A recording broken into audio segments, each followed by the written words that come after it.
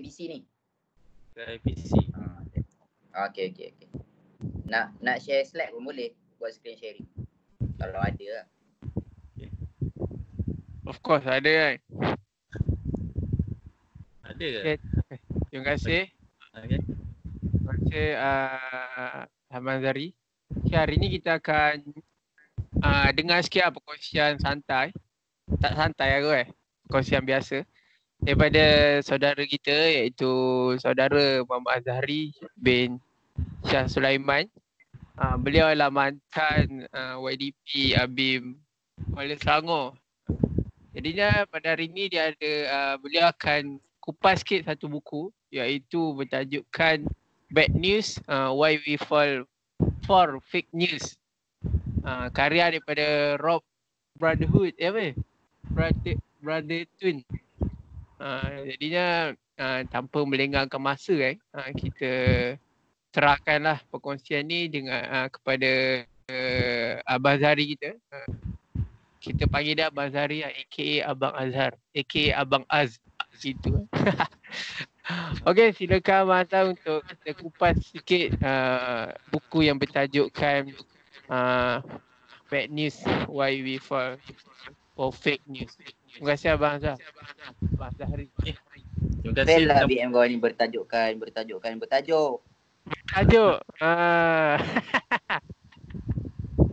Okey, firstly dengar tak audio? Jelas ah? Dengar. Okey.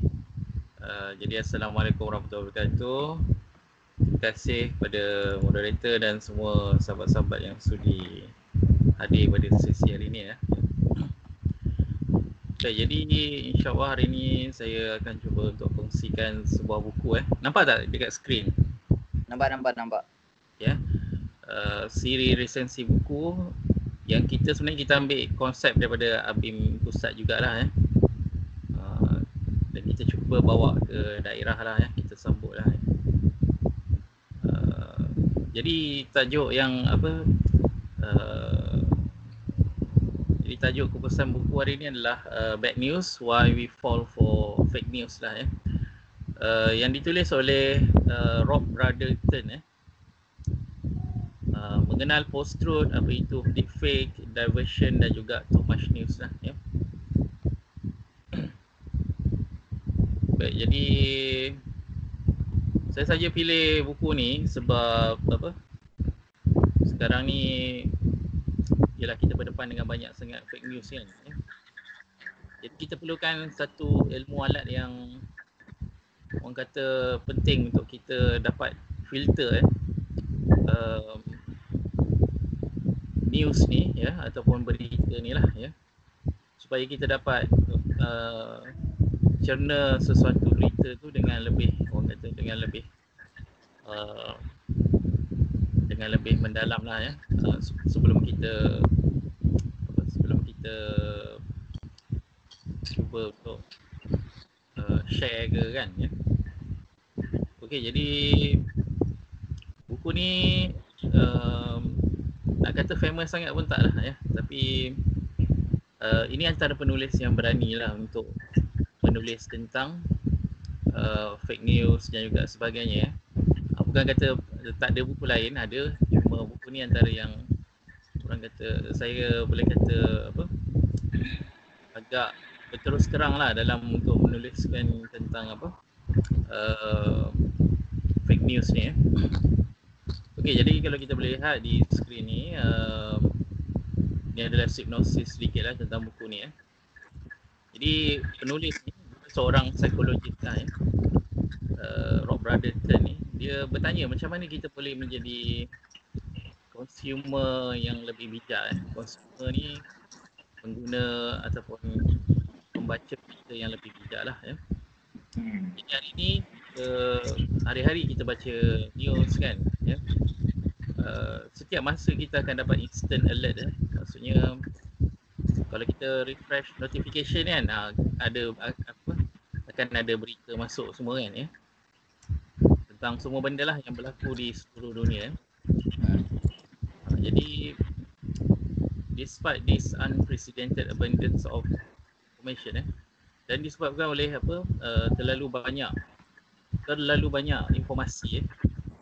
Jadi sampai kita susah untuk tahu sama ada betul atau tidak Jadi dalam buku ni dia cuba untuk mengkurai dan merungkai soalan berita ni lah Macam mana kita nak lihat ni perkara ni daripada sudut psikologi untuk membantu kita navigate menyelusuri dunia post-truth ni lah dunia di mana kebenaran tu orang kata dah jadi relatif Jadi kalau orang merompak kan dia boleh justify kenapa dia merompak macam tu lah Okay.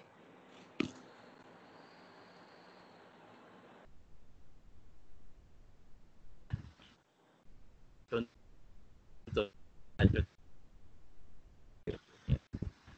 Baik, jadi ada beberapa chapter lah dalam buku ni. Yang pertama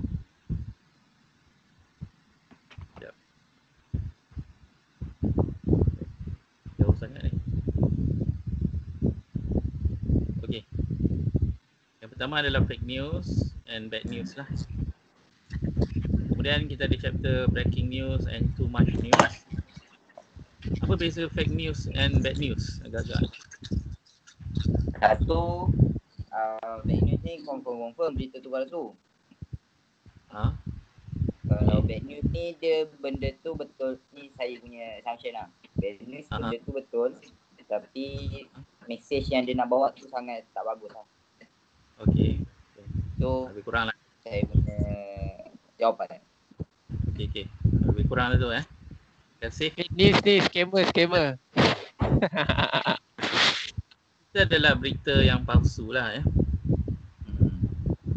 Contohnya dulu biasanya contohnya artis lah dia kata artis ni dah meninggal tapi sebenarnya dia tak meninggal pun kan banyak kali kita dengar itu antara fake news Bad news ni dia lebih kurang macam Irsyad sebut tadi dia benda yang mungkin betul tapi dia tak berapa penting yang orang kata dia macam sengaja diperpanjang-panjangkan lah tapi tak apa, nanti kita akan tengok. Kemudian kita ada breaking news ni berita yang tular lah viral lah Dan kita ada too much news, terlalu banyak berita Kemudian echo chambers, deepfake, post-truth ni kita akan lihat seterusnya lah Okay, jadi fake news, apa itu? Jadi dalam buku ni boleh disebut bahawa fake news ni ramai ada berbeza pendapat lah Maksudnya these days fake news usually means something darker Maksudnya dia konotasi dia tu dah jadi negatif lah Jadi kamus kata dia adalah berita yang palsu, selalunya disensasikan information disseminated under the guise of news reporting, maksudnya informasi yang sengaja dipalsukan tapi dengan ini dia buat liputan lah faham tak macam mana maksudnya sebenarnya dia tengah buat liputan tapi sebenarnya dia tengah report benda yang palsu lah Okay, the term rapidly acquired order macam itulah ada banyak pandangan Okey, jadi itu adalah tentang fake news lah Jadi bila banyaknya fake news ni, kita lihat bahawa orang tak tahu dah mana satu yang betul, mana satu yang salah kan Sampai kan kalau dalam buku tu lah disebut ada satu poll yang dia kata ada satu undian Jadi orang Amerika dia pilih bahawa dia telah hilang kepercayaan terhadap media lah Kemudian sebab terlalu banyak penipuan dan juga sebagainya menyebabkan orang hilang kepercayaan lah pada media Tapi ada juga yang orang kata itu orang yang dah orang kata putus asa lah Tapi ada juga yang orang kata kita perlu ni lah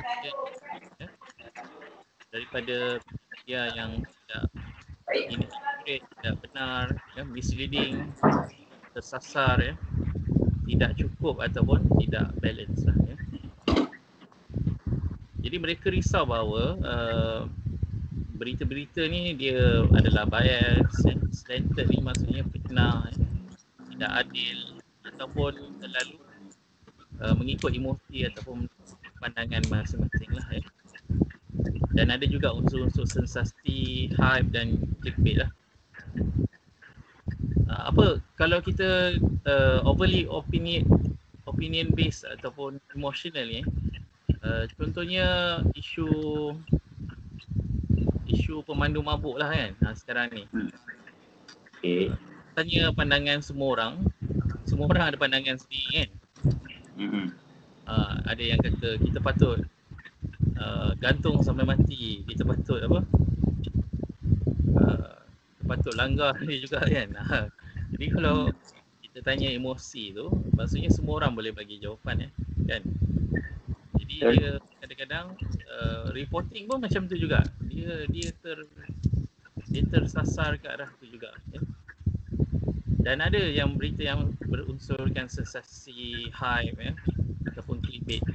Clickbait ni biasa kalau kita tengok dekat YouTube kan, dia contohnya saya beli rumah 2 juta kan, padahal sebenarnya dia sewa je kan, macam tu lah clickbait lah. Clickbait ni untuk tarik penonton, tapi dia selalunya misleading lah. Okay, jadi dalam satu Pew Research Poll 9 daripada 10 katakan bahawa breaking information that is not fake news ni adalah dia memecahkan informasi yang tidak dikaji kebenaran dia, atau yang terlalu one sided, seberat sebelah. Okay, jadi yang lain tu baca. Okay. Jadi ni boleh lihat gambar ni tentang fake news lah. Ni tak disebut lah dalam buku, tapi untuk memudahkan kita lebih faham lah. Okay, kalau kita apa dia? Tak. Saya tengah membaca yang Trump, The Art of the Deal. Okay, Trump kata dalam buku ni in Art of the Deal Art of the Deal ni dia tulis pada tahun tak silap lah tahun 1980-an 87 macam tu lah tak ingat sebab abang pun ada banyak jugalah buku Trump ni masa dia zaman investor tu kan. Jadi dia kata apa dalam buku tu, dia kata you tell people a lie 3 times, they will believe anything. Kalau kamu beritahu orang penipuan sebanyak 3 kali mereka akan percaya apa. You tell people what they want to hear. Kamu beritahu ataupun cerita dekat orang apa yang orang tu nak dengar. Play to their fantasies. Layanlah dia punya fantasi, dia punya sembang kan. And then you close the deal. Ni daripada segi bisnes lah. Tapi maksudnya dia nak kata bahawa kalau kita tipu orang tu banyak kali, maksudnya kita ulang benda tu 3 kali kan. Contohnya orang kata bumi ni flat kan. Kemudian kalau kita ulang 3 kali, orang bukan akan percaya lah. Tengok pada orang lah, dia ada orang kita boleh tipu hutang ni kan. Jadi tengok. Okay, Joseph Goebbels ni dia adalah seorang Perdana Menteri pula. Dia seorang menteri kanan lah pada zaman Adolf Hitler dulu Nazi tu kan. Dia seorang menteri kanan lah, macam kita lah ada menteri kanan kan. Macam tu lah Jadi dia kata apa? If you repeat a lie often enough, kalau kita selalu ulang penipuan semua kan, people will believe it. Orang akan percaya juga. And you will even become and you will even come to believe it yourself. Dan akhirnya kita yang menipu ni pun, kita pun tertipu oleh penipuan kita secara tidak sedar lah. Jadi macam tu Jadi benda ni kenapa berlaku macam tu? Sebab manusia ni lah bila dia dengar sesuatu pertama kali kan, dia ada filter tau, dia ada penapis untuk kapis benda ni betul ke tidak kan. Tapi kalau dah berita tu datang banyak kali, dia pun dah tak larat nak filter kan. Jadi akhirnya mungkin dia akan terima je lah berita tu kan. Lagi satu, bila orang selalu bercakap, semua orang cakap pasal benda tu kan dia akan anggap bahawa mungkin saya yang salah selama ni kan jadi macam itulah apa pun kita tengok gambar yang ni, half truth half truth tambah dengan half truth, dia tidak jadi betul dia jadi penipuan jugalah Maksudnya apa? Bila half truth ni, kita cerita benda tu tapi separuh je, separuh masak lah separuh masak. Maksudnya kita kebenaran tu kita mungkin akan dapat bila kita cerita penuh, tapi kita cerita separuh je supaya nak tunjukkan benda tu. Contohnya lah orang ni kes orang ni membunuh kan kita nak fitnah dia kata kita cerita separuh je. Dia contohnya kita kata dia ada kat dalam rumah tu, saya nampak dia masuk dalam rumah tu kan. Contohlah kita jadi saksi kan tapi ada setengah lagi kebenaran yang kita tak cerita. Kita nampak orang tu keluar balik kan, ataupun orang tu datang berdua bertiga kan, macam tu faham tak? Jadi kebenaran separuh half truth dengan half truth, dia tidak menjadikan benda itu betul jadi dia lie jugalah. Okey, jadi sebenarnya bila kita sebut tentang fake news dan juga bad news okay, ni kita masuk bad news pula. Macam yang tadi Syed sebut tadi, kita dalam kita punya berita terlalu banyak sangat yang kita boleh golongkan sebagai, contohnya dalam akhbar lah yang kita boleh golongkan sebagai bad news lah Fake news dalam akhbar media perdana mungkin kurang. Dia lebih kepada orang kata misleading lah kadang-kadang kan, tapi dia tak jatuh dalam fake news lah kan. Jadi Mark Twain dalam tulisan ni dia kata kita perlu ambil cakna tentang kenapa hari-hari akhbar ni dia suka post pasal pembunuhan, pergaduhan kan, Cina sepak Melayu kan, Melayu sepak Cina kan, ataupun tentang parti-parti semua, konsert semua kan. Jadi inilah yang disebut Yelah, ni konteks Amerika lah dan juga hal-hal yang orang kata sebenarnya tak berapa penting pun untuk kita tahu. Agaknya sebab apa? Sebab dia nak stationary punya newspaper lah. Dia punya lah. Dia punya macam kita nak dengan cara jual apa yang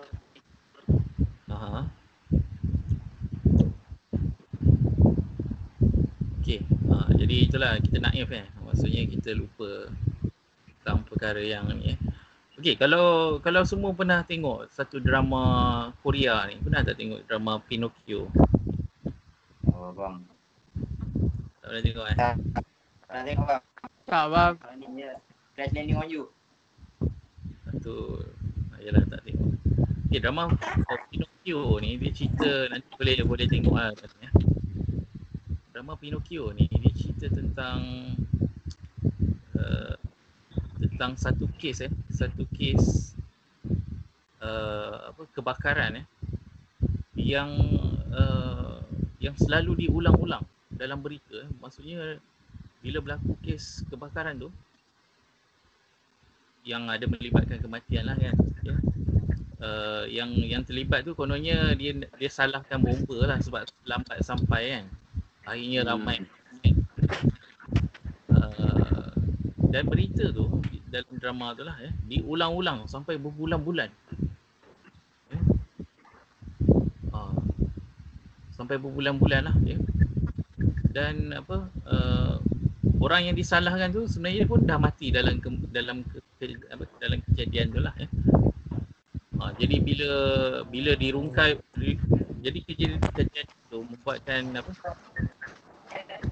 kali ni stres lah stres. Sampai mak dia adik dia pun ditarik sekali lagi Jadi seorang budak ni dia cuba nak rungkai kenapa orang tu buat macam tu Kenapa wartawan yang tu dia seolah-olah ulas benda tu, seolah-olah benda tu je yang paling penting lah pada waktu tu kan. Maksudnya ada lagi boleh ulas benda lain kan, tapi benda tu je yang paling penting. Dia ulas lah daripada semua sisi lah. Orang ni dia kata orang ni ada penyakit mental lah semua lah kan jadi berita tu diulang setiap masa sampai dalam keadaan yang dalam masa yang sangat lama. Jadi bila dia dah besar, dia pun jadi wartawan budak tu dia cuba rungkai lah kenapa. Rupanya kenapa wartawan tu buat macam tu, sebab pada waktu tu pada masa tu sebenarnya ada satu skandal politik yang sangat besar dekat negara dia satu skandal politik lah jadi ahli politik ni dia bayar wartawan ni untuk orang kata untuk divert isu tau supaya berita tentang skandal politik tu tidak tersebar lah jadi Lestari Jaya teknologi tak dengar siapa ni tak ada lah. Cikgu je juga. Okay. Jadi maksudnya bad news dia lambatkan kamu dengan terlalu banyak berita sampai kamu dah sampai kamu dah tak tahu nak baca berita mana Jadi benda yang penting yang patut kita tahu, skandal politik dalam cerita Pinocchio tu skandal politik tahu tu dia dah jadi tertutup lah dengan sendirinya. Sebab tu kita tengok setiap hari ada je berita dan berita tentang pembunuhan, buang bayi semua. Benda tu memang penting, tapi adakah semua orang perlu tahu benda tu kan? Jadi kita kena lihat benda tu tidaklah salah daripada segi orang kata pelaporan semua kan. Jadi tapi dia daripada segi journalism tu bagi saya agak kurang sebagai satu syarikat tu lah kan. Bukanlah yang menulis tu kita buat kerja je kan. Syarikat tu dia kurang untuk memandaikan orang lain lah dan terlibat pula dalam membantu untuk menutup setengah cerita lah Okey, kemudian okey, jadi bila kita share tentang fake news ni kan ada kegusaran dalam buku ni lah Sebab tu ada satu artikel yang dikeluarkan oleh Life Hacker. Dia kata macam mana nak stop, macam mana nak hentikan your parents apa kamu daripada share fake news. Maksudnya apa di situ? Maksudnya ramai orang kata, maksudnya even pengkaji ataupun penulis wacana dan juga sebagainya, dia beranggapan bahawa yang paling orang kata yang paling mudah terpengaruh dengan fake news ni adalah orang tua lah katanya. Maksudnya dari segi sirannya lah Betul ke? Agak-agak betul ke? Ada siapa nak respon? Yang mana tadi? Okay, ni. Weh, rasa macam ramai tadi asal ada 3 kurang balik. Ya, tinggal korang dah. Tadi macam ramai. Balik dah ni lah. Okay, tahu. Jadi dia kata dalam artikel tu, macam mana nak hentikan ibu bapa kamu daripada share fake news. Maksudnya dia kata orang yang paling mudah dipengaruhi oleh fake news ni adalah orang tua lah katanya kan. Agak-agaknya betul. Betul, saya rasa betul. Dia orang lah paling cepat forward benda-benda ni, tapi benda tu tak sure betul ke tak. Betul. Maybe. Okay. Tu teori kita samalah sebab kita ada pengalaman yang sama kan, betul tak? Kita tengok dalam grup WhatsApp yang share tu banyaknya orang tua lah kan. Politik dan juga sebagainya kan ya. Sebab kita ambil teori tu ataupun kita cuba buat hipotesis berdasarkan pengalaman kita kan ya. Dan juga bacaan kita lah ya. Okey, jadi bila dah ada hipotesis tu, sebenarnya saya cuba untuk fikirlah satu teori lah dia macam virus lah macam virus bila kita lahir dalam satu kesedaran yang ada contohnya virus tu lah kan, kita akan lebih resilient ataupun lebih tahan dengan virus kan, seolah macam ada herd immunity lah kan terhadap virus tu Jadi itu juga sama juga dengan remaja. Saya rasa remaja sebenarnya dia punya filter terhadap berita fake news sebenarnya lebih baik daripada yang orang yang lebih tua lah ya. Mungkin lebih baik daripada kita sekarang ni kan. Sebab mereka lahir dalam zaman ni tau. Dalam zaman ini yang banyak benda yang memang kita pun tak tahu mana satu betul, mana satu salah kan. Post truth lah Orang yang paling salah pun, yang paling teruk, dia boleh dianggap sebagai orang yang paling baik kan. Tak perlulah kata siapa kan, tapi kita boleh bayangkan lah ya kan. Jadi orang yang kita anggap orang ni paling, orang yang anggap orang ni yang paling baik lah. Okay, jadi dan orang tua pula, orang generasi yang lebih dewasa lah mereka tak membesar dengan keadaan ni tau, di mana pada zaman mereka membesar tu mereka baca akhbar semua kan ya. Jadi semua benda news yang mereka baca tu dah difilterkan awal-awal kan. Jadi bila dia dah besar pun dia baca, dia percaya je lah kan. Ni kalau kita main garam boleh bunuh virus kan. Minum air suam boleh bunuh virus. Boleh bunuh virus. Jadi mereka percaya je lah. Jadi macam tu lah ya. So bagi saya rasa sebab ni teori lah kan. Golongan remaja ni dia ada filter yang lebih baik lah terhadap fake news ya. Sebab dia membesar dalam keadaan tu dan dia orang kata apa, dia akan lebih resilient lah ya. Mungkin lebih daripada kita pada masa ni kan. Okay,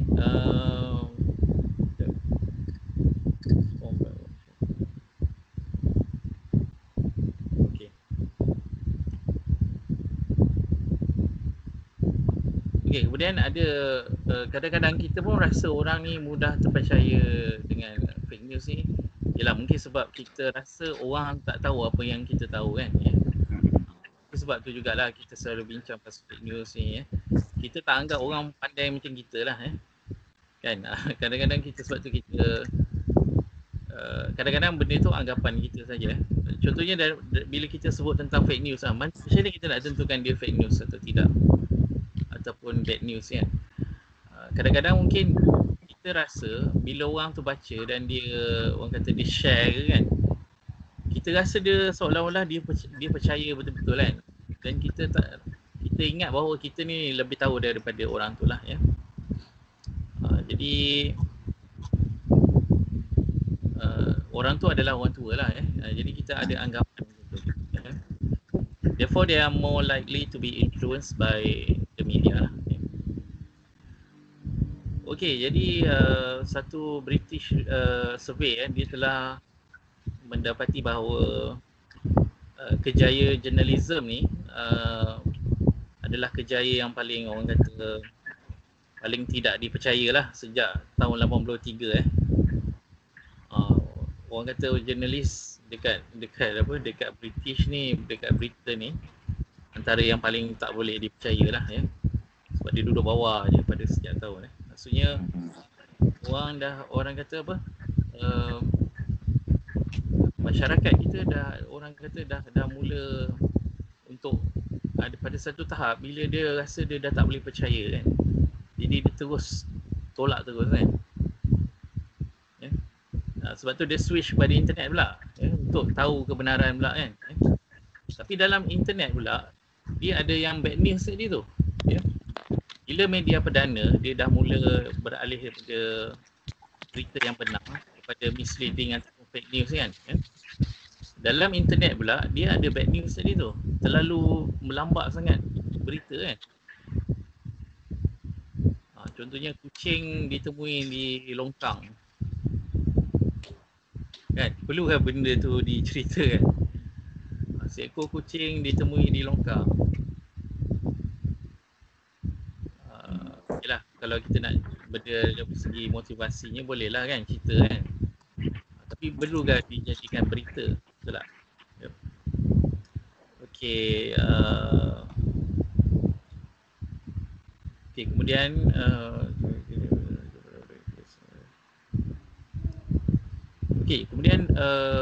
bad news ni satu perkara lagi yang menjadikan dia dia melambakkan lagi berita sebab dia kadang-kadang sebagai syarikat penerbitan ni dia tak tahu apa berita yang boleh naikkan dia punya rating kan.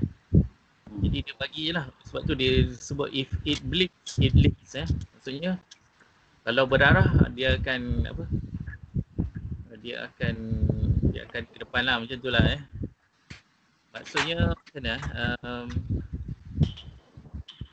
contohnya kalau kita memburu sesuatu kan, kita tembak rusa kan, kemudian ada luka kan, luka tu dia akan kemudian rusa tu lari, kita boleh jejak rusa tu dengan kesan darah tu kan ya. Jadi lebih kurang betul lah Sebab tu kalau kita tengok dalam movie movie pun sama, dia akan ikut resepi yang sama lah ya. Kalau satu genre tu berjaya kan, contohnya hantu kan ya. Segala macam hantu lah dia akan buat lepas ni kan. Betul tak? Jadi setiap tahun kita akan tengok banyak macam-macam jenis hantu lah ya.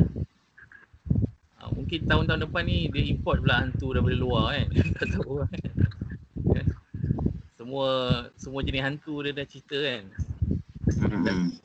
Dah keluar ni Dan genre tu dia berubah Kalau dulu dia buat dalam hantu ni dalam sketsa yang agak lawak, kelakar semua kan. Tapi sekarang ni dah lebih ke arah yang orang kata gory lah gory yang agak menakutkan sikit Jadi tapi genre dia masih kekal sama Jadi begitu juga dengan journalism lah Dia nak tengok orang ni minat baca tentang apa Sebab tu dia akan ceritalah contohnya tentang pembunuhan tentang pembunuhan dia akan ceritalah esok hari ni cerita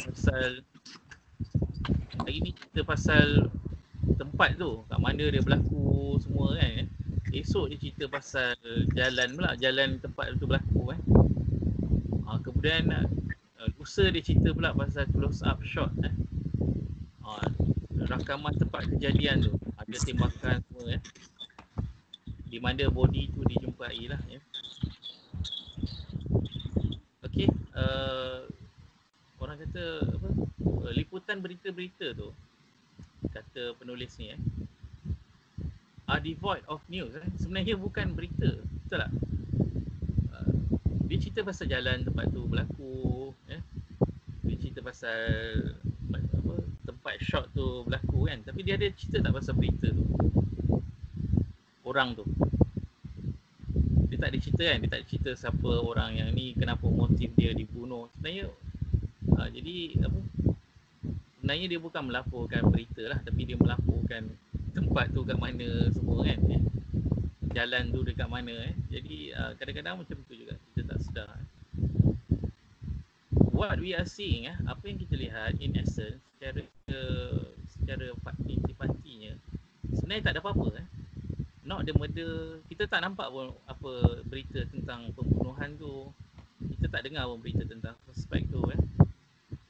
Kita pun tak anything that could be told but in sentence. It is a film, dia sekadar drama je lah untuk and so we are accustomed, kita dah biasa dengan benda ni sampai kita tak sedar yang sebenarnya kita tak dapat apa-apa pun daripada berita tu kan, sekadar untuk report kan. Sebab tu kadang-kadang ada jurnalis ni dalam buku ni lah dia sebut dia tanya, bila tanya tentang berita tu tentang konteks, konteks tu tentang apa, konteks digging, mengkaji dengan lebih dalam perspektif, we don't have the time, kita tak ada masa.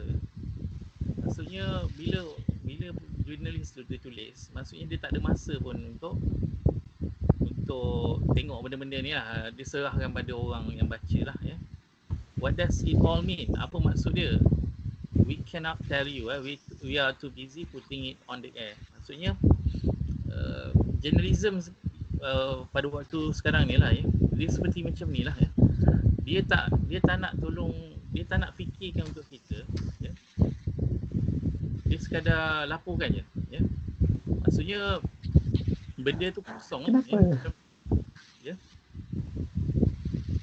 Jadi benda tu kosong, dia tak ada kata tak ada hala tuju dalam pelaporan tu. Okay, ni daripada segi bad news pula. I hear new news every day. A British scholar wrote in 1621. Dia cerita tentang khabar tentang perang, tentang wabak, tentang kebakaran, tentang kecurian, pembunuhan dan juga sebagainya. Jadi inilah inti tentang bad news lah. Maksudnya dia terlalu banyak lambakan berita-berita yang orang kata tidak penting, tapi dia untuk sumbat pembaca dengan berita-berita yang seperti ni supaya orang tetap, yalah, bukanlah kita nak kata syarikat penerbitan semuanya orang kata dibayar untuk politik kan, tak. Tapi ada yang sekadar nak kejar pembaca. Jadi dia perlu bagi benda yang orang kata latest lah, latest news. Sebab tu kita ada gerakan untuk kita FOMI. FOMI ni FOMI, fear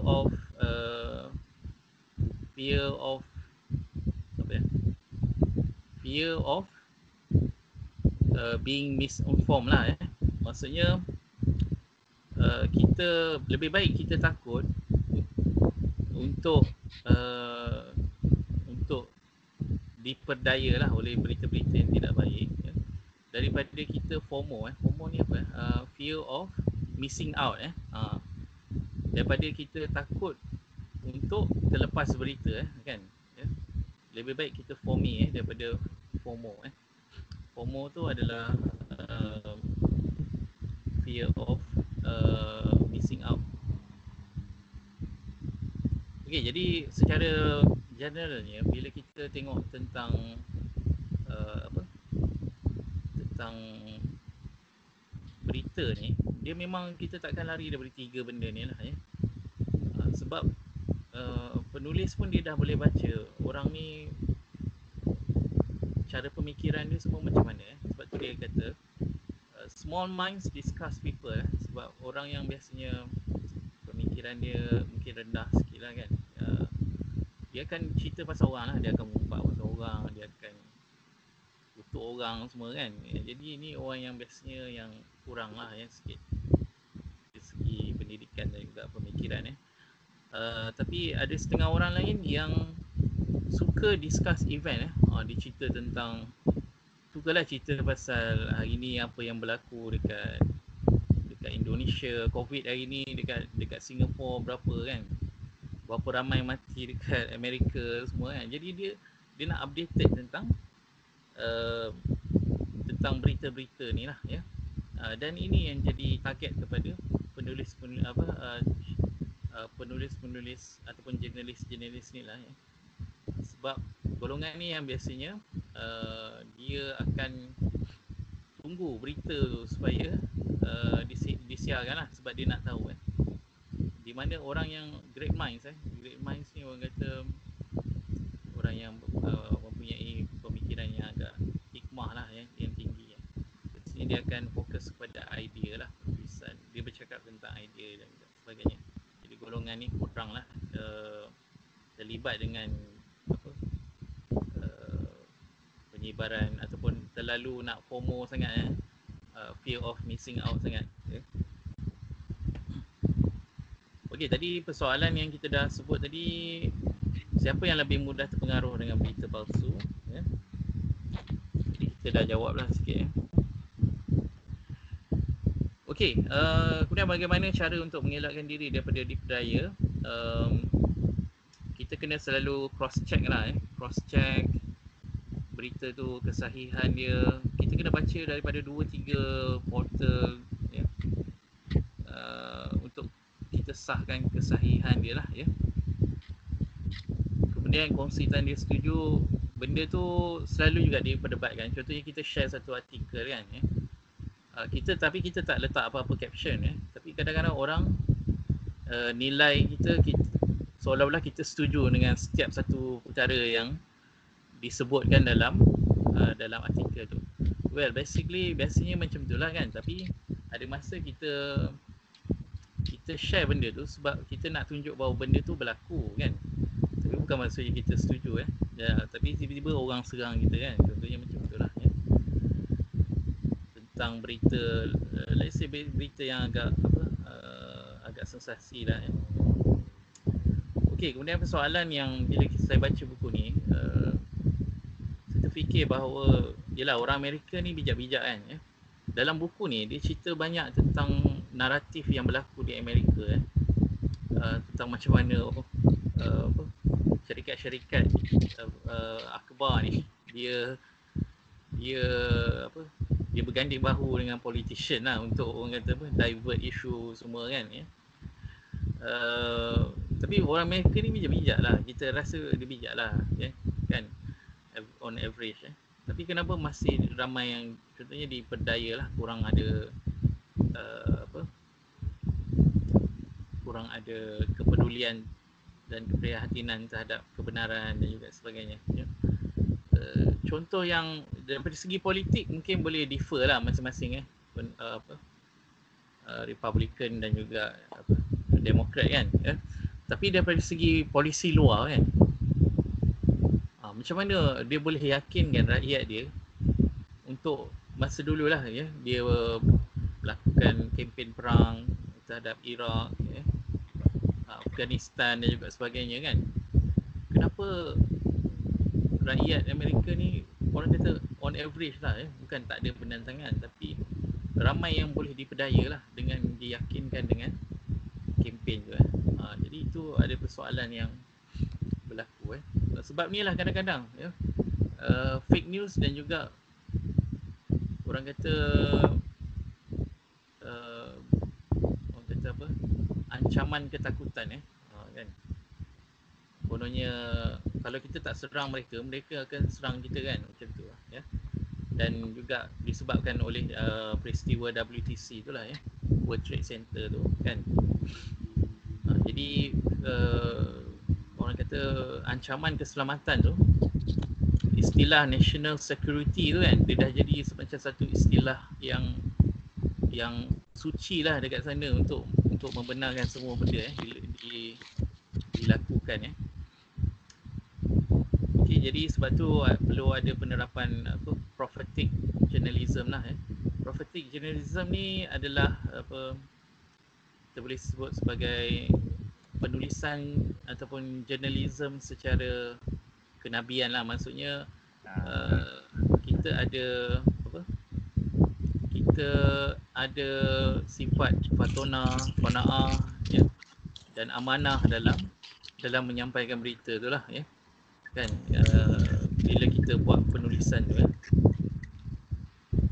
dan kita perlu orang kata tabayun lah itu antara ciri-ciri prophetic journalism Okay, untuk baca yang tentang bias tadi tu boleh baca buku ni lah Heuristic and Biases. Buku ni saya pernah baca dululah dekat PDF pun ada, boleh search buku ni untuk kita lebih tahu tentang alat-alat yang digunakan lah oleh jurnalis ni kan untuk menulis dan juga buat bias terhadap penulisan mereka lah supaya mempengaruhi pembaca ni yang drama yang saya sebut tadi tu, drama Pinocchio tu Pinocchio Korean drama. Boleh lah tengok kalau free kan, sebab dia bagi saya dia antara yang worth lah untuk tengok sebab dia ada satu message yang sangat strong dalam drama tu.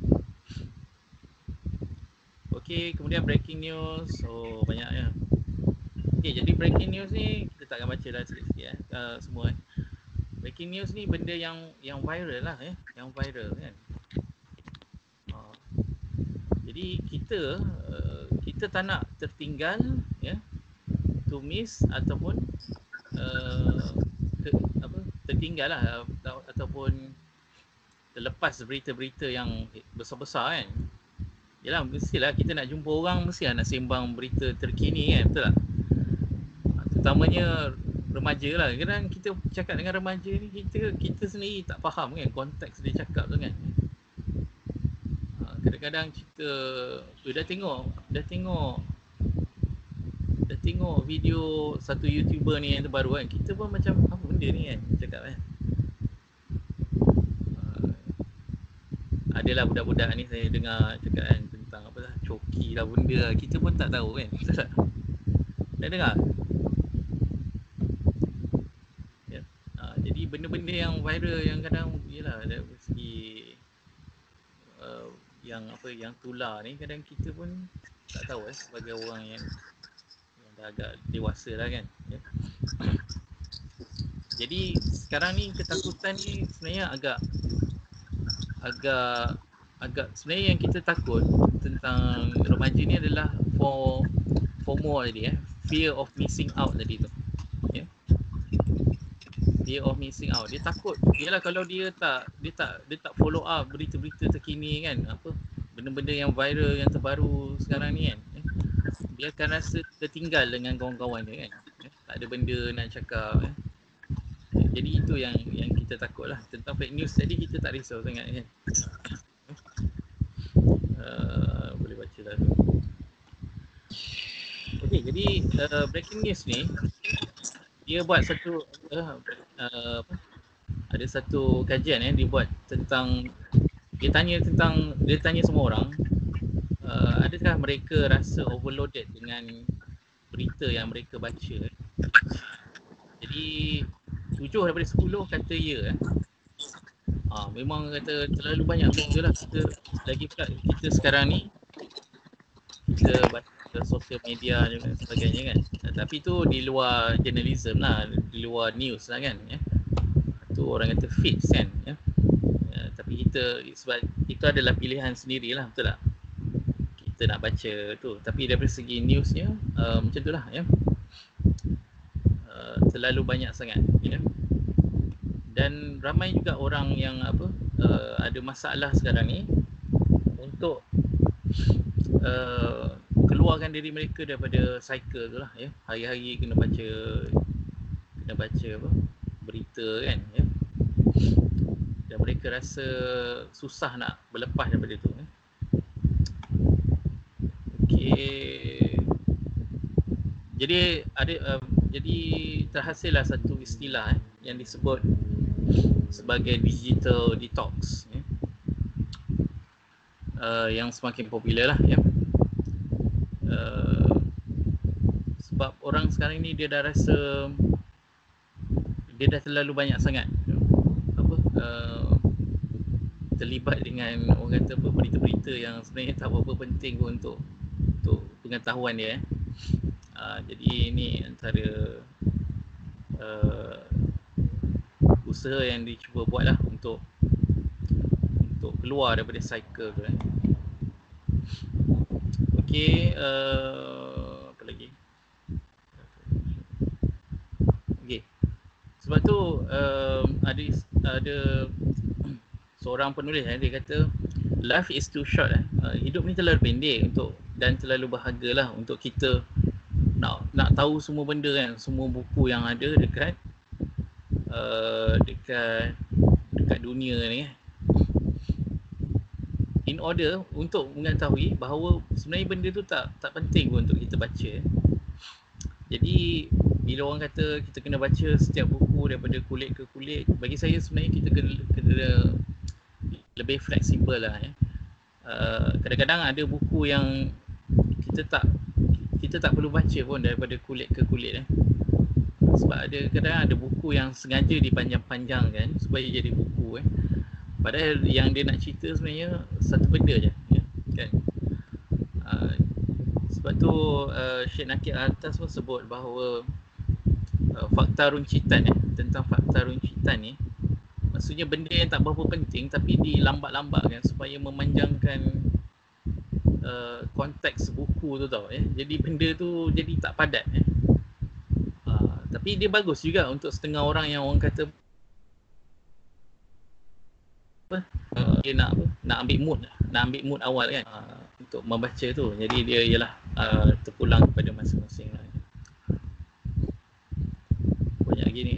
Okey, echo chamber ni dia adalah untuk menggambarkan bagaimana sekarang kan internet ni sekarang kan dia dah ada satu algoritma untuk kelompokkan pemikiran yang orang yang sama ya. Benda ni jadi viral bila Twitter dengan Facebook lah ya. Dia akan adakan satu algoritma yang dia akan tunjukkan newsfeed orang yang orang kata yang ada pemikiran yang sama dengan kita ya.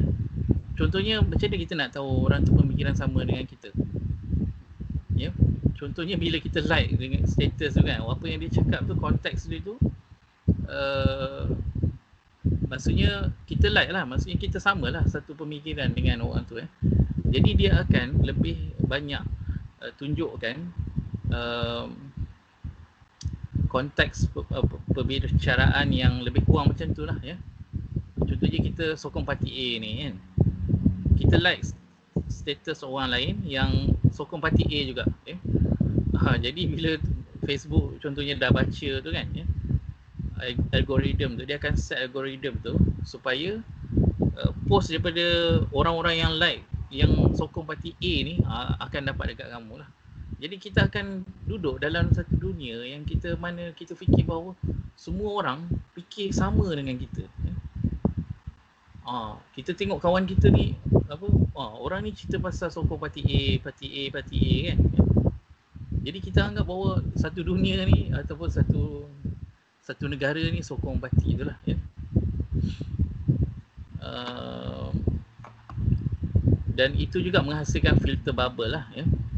Filter bubble ni lebih kurang macam tadilah echo chamber tadi ya. Maksudnya satu ruang tu yang mana kita dengan orang-orang kita je ya. Sebab tu kalau kita tengok kalau kita ada kawan ramai dalam Facebook contohnya, kita tengok kalau kita perasan newsfeed tu, dia akan orang post daripada orang yang lebih kurang sama je ya. Yang akan muncul dalam Facebook kita ya. Contohnya macam saya ada ada lebih kurang dekat 4,000 friends lah kan. Tapi setiap hari kita baca ni orang sama je post ni kan ya. Rupanya sebab algoritma dia dah set macam tu preference tu kan.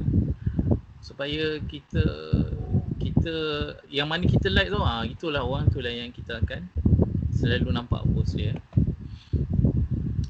Okey, contohnya macam dululah ada satu cerita yang kelakar lah di mana ada seorang ni dia buat satu poll lah, satu undian dia suruh pilih parti mana yang anda undi ya. Kemudian bila undian tu sokong sama macam parti yang dia pilih tu, dia kata tengok ni semua rakyat Malaysia sokong parti ni tapi sebenarnya ialah kita sendiri tahu, kita pun rasa kelakar lah dia buat poll tu, confirm lah kawan-kawan dia ni pun, kelompok dia ni pun kelompok yang sokong parti tu juga kan ya. Jadi benda tu tak valid lah kan ya. Dan bila kita lihat sebenarnya dalam Facebook bila dalam about tu kita ada nyatakan tentang political preference kita kan. Kita kalau dekat Malaysia ni mungkin tak berapa ni lah, tapi kalau kita pilih contohnya Republican ke Democrat ke kan, mungkin filter tu akan lebih, orang kata lebih berhasil lah untuk filter political preference kan. Okay, sekarang ni kita nak cerita pasal deepfake pula. Okay, sekejap. Ada berapa orang ni?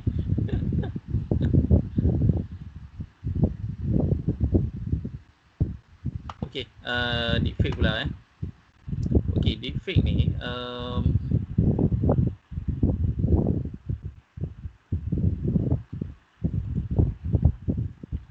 deepfake ni dia adalah satu teknologi barulah yang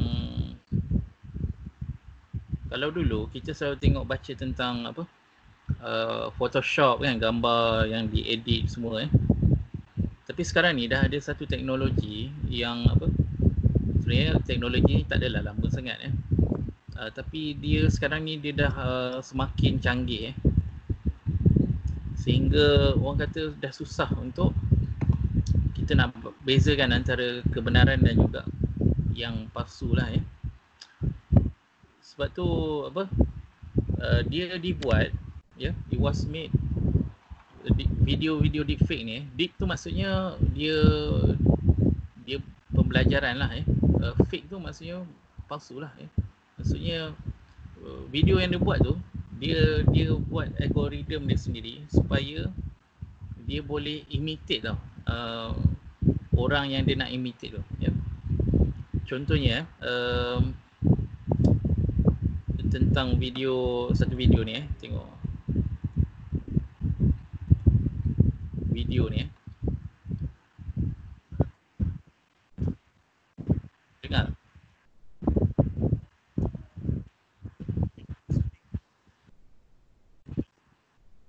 tak dengar.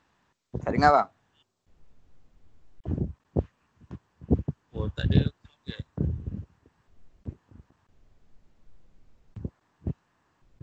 Tak apa. Okey, tak apalah, kita cerita dah Video ni dia nak cerita bahawa tengok orang ni dia imitate sebagai Barack Obama tau, tengok cara dia bercakap semua. Dia sama kan. Sebenarnya yang bercakap tu bukan Obama, orang ni jadi boleh tengok nanti boleh tengok dekat.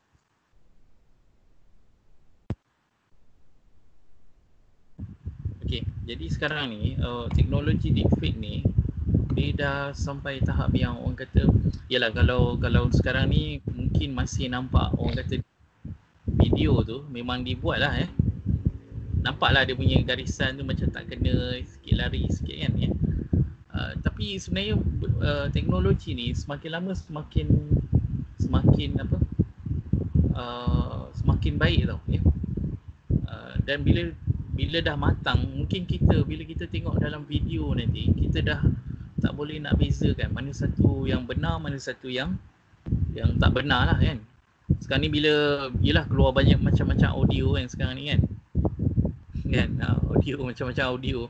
Kita pun dah tak boleh, kita pun susah nak pastikan mana satu yang betul, mana satu yang fake kan. Betul tak?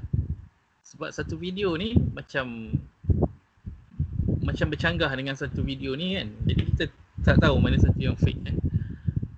Jadi dia sebenarnya dia dah ada keupayaan deepfake ni untuk bukan saja tiru raut muka, raut wajah tapi kerutan pada wajah tu dan juga suara suara ni yang bahayanya Contohnya dia dah dengar Barack Obama tu, dia dah belajar daripada cara bunyi dia macam mana kan. Jadi dia hasilkan bunyi tu lebih kurang macam suara Barack Obama tadi Jadi sebenarnya dibuat oleh software company lah ya, yang membunyikan dan memalsukan video tu. Okey, jadi fake news is about to get even scarier sebab tu orang kata dengan deepfake ni fake news akan lebih menakutkan lah. Tiba-tiba contohnya Isyad lah kan, daripada pakai baju biru ni tiba-tiba esok keluar video pakai baju coklat lah contohnya kan. Betul tak? Oh yo. Baju putih kan. Merah. Baju merah. Merah. Merah ada banyak, ada dua merah. Hijau. Hijau kan. Ni Isyad ni, tengok muka Isyad ni. Suara pun suara Isyad ni. Lepas tu video pula dia macam kabur-kabur sikit. Jadi susah lagi nak cam dia fake ke tak kan. Sebab video pun pixelated kan, ada pixel-pixel kan. Tapi tengok muka dah betul ni kan. Suara pun dah lebih kurang Jadi yalah, dia bayangkan betapa benda ni sebenarnya menakutkan Sebab tu kita kena filter. Sebab tu filter kita terhadap fake news ni, dia adalah ilmu alat untuk kita jadikan sebagai kayu ukur di mana yang betul, mana yang salah Okey. Jadi ada yang lebih keras mengatakan Guardian penulis author dalam Guardian, dia kata bahawa deepfake, bila wujudnya deepfake ni adalah di mana kebenaran akan mati lah Maksudnya yelah, bukanlah semua, tapi kita tahu bahawa sebenarnya kalau dia tak boleh yakinkan 100%, 50% tu sebenarnya dah cukup bagi dia betul tak? Jadi dia akan gaduh pula, yang 50% ni akan gaduh pula dengan yang 50% lagi betul tak? Jadi macam politik lah kan Kalau dia boleh tipu 50% ni akan gaduh dengan 50% ni, jadi dia selamat lah, betul lah Jadi suatu benda ni sebenarnya kita kena ada filter lah untuk kita dapat selamat daripada tu Diorang kata teknologi dajjal dan sebagainya tu bawa alam lah kan. Tapi belum dajjal datang pun ni pun dah cukup banyak menipu orang lah kan. Okey. Dan bahayanya deepfake ni, dia dah semakin baik sampai dia semua dilakukan secara elektronik with no trace of tampering Tak ada kesan tampering ni, macam seolah benda tu diubah suai Macam mana kita nak kata diubah suai? Sebab benda tu di-generate oleh komputer tau, dia asli tapi dia bukan kita, faham tak? Kalau kita ubah gambar kan, kita edit video, kita tambah efek ke apa, kita boleh perasan ada efek kan kat situ kan Tapi kalau benda tu dilakukan oleh AI kan, yang ada dalam komputer tu, benda tu adalah real ke tak? Gambar video yang real ke tak? Secara video, daripada segi sudut videonya, dia real lah kan, walaupun bukan kita. Video tu real. Dia bukan video yang diedit, betul tak? Jadi kita pun susah nak pastikan mana satu yang betul, mana satu yang salah lah. Boleh tengoklah dekat YouTube banyak video tentang deepfake. Ada satu video ni dia tunjuk 4 gambar, 4 video Barack Obama tadi. Dia suruh orang pilih tau mana satu yang fake. Adalah orang pilih A, ada pilih B, ada pilih C, D kan ya.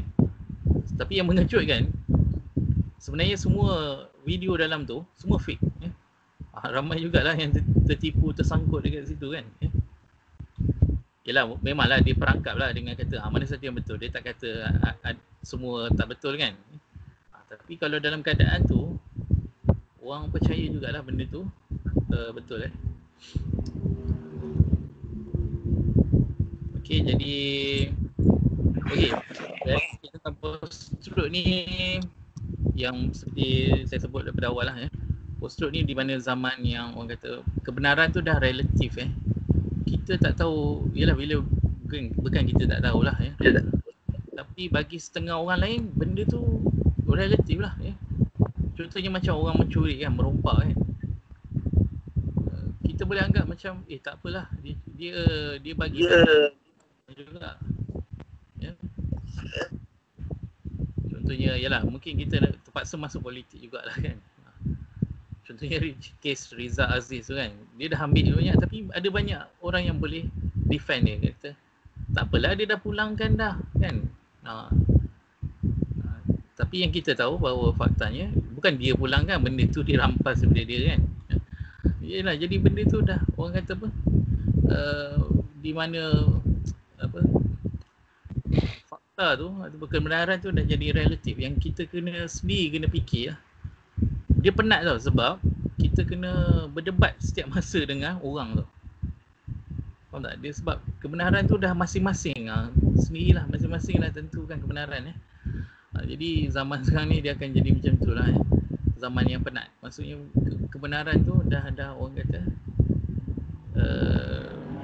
kita perlu fikir sendirilah Yelah, dia macam mazhab lah kan. Ada yang nak tajdid sendiri semua. Jadi benda tu kadang ada yang perlu taklid, ada yang ni kan. Sebahagian yang tak berapa ni kena taklid lah kan. Tapi kalau semua dalam ni semua kena tajdid sendiri, susah jugalah kan dari segi berita ni. Okey, jadi itu antara bahaya lah. Jadi fake news ni kita perlu bagi perhatian jugalah supaya kita dapat bezakan mana satu betul, mana satu salah. Okey, jadi saya tutup dulu perkongsian hari ni. Terima kasih. Ada soalan?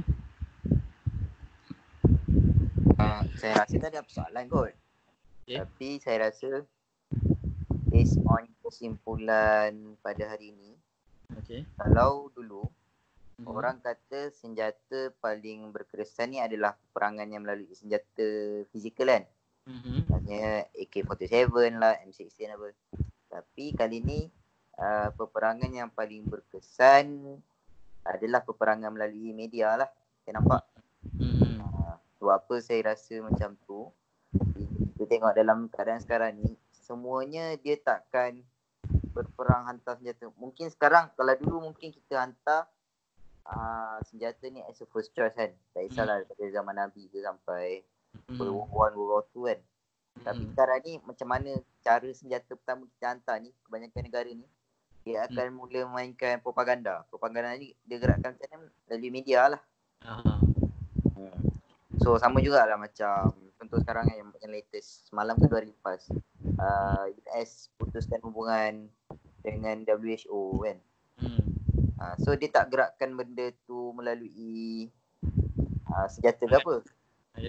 Tapi dia gerakkan benda tu melalui mass media. Dan kalau perasan dekat US, senjata dia yang paling besar adalah macam mana diorang buat ni. Diorang tak guna, maksudnya dalam sesama diorang ni memang diorang gunakan media tu sebagai salah satu weaponry paling power. Kalau kita tengok macam mana, dan sama juga macam sekarang-sekarang ni macam ni kempen politikal kan. Semuanya gunakan media. Dan paling baru yang terkantai ni pun Najib dia upah, dia bayar 1.5 juta US dollar dekat Israel untuk pantau pembangkang, tapi melalui cara media lah. So kat sini kita nampak sekarang ni senjata media ni sekarang, dulu kalau orang kata media ni gunanya untuk menyebarkan kebenaran kan, untuk menyampaikan maklumat kan. Tapi sekarang ni benda tu dah disalahguna. Dia jadikan sebagai macam tadi macam abang sebut tadi kan, pasal bad news, pasal fake news, lepas tu pasal post-truth apa semua. So nampaknya benda-benda macam ni lah benda-benda yang kita dah kena, dari sudut baiknya mungkin media ni adalah benda yang kita kena buat selaras dengan IR 4.0. Cuma yelah, benda yang baik mesti ada buruknya kan, benda yang bagus mesti ada kekurangannya. So kekurangannya macam yang kita bincangkan hari ni lah. So banyaklah benda yang kita nak kena review balik sebenarnya. Lagi-lagi dalam keadaan new normal ni kan, banyak sangat orang sebar post pasal, ambil contoh COVID lah, banyak sangat orang post pasal COVID lah, apa benda semua. So macam mana kita nak make sure orang tua kita ni dia dapat info yang betul, dia tak dapat info yang salah. Tu pada pandang saya lah. Terima kasih Isyad. Betul lah Isyad kata tadi kalau dulu perang pakai ni jadi kalau dulu orang jihad bermati-matian dengan mengorbankan jiwa kan. Jadi kita sekarang ni kita tak nampak. Kalau kita kata sekarang ni peperangan saraf, peperangan media kan. Jadi jihad kita sekarang ni itulah dalam media lah kan. Kena orang kata berperang dalam media lah kan.